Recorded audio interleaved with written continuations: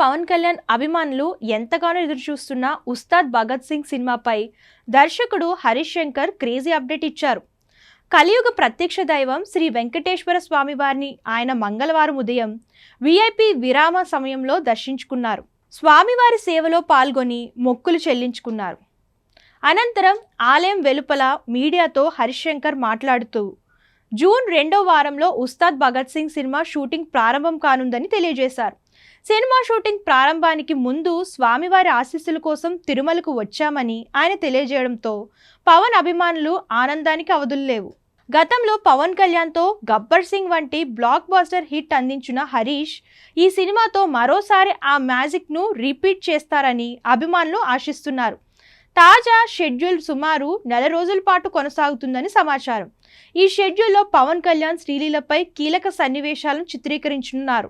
నిర్మాణ వర్గాల సమాచారం ప్రకారం షెడ్యూల్ ప్రారంభమైన 1-2 రోజుల్లో పవన్ షూటింగ్లో పాల్గొంటారని తెలుస్తుంది. జూన్ 2nd వీక్లో ఉస్తాద్ భగత్ సింగ్ షూటింగ్ స్టార్ట్ చేస్తాం. అందుకే స్వామివారి దర్శనానికి వచ్చి పూజ చేసుకొని బయలుదేరుతాం. June 2nd week Ustaad Bhagat Singh.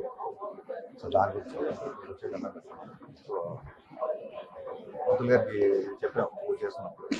Deputy CM గారు హీరో అంటాం. ఆయన నవ్వుతూ ఆశీర్వదించారు. ఎక్స్పీరియన్స్.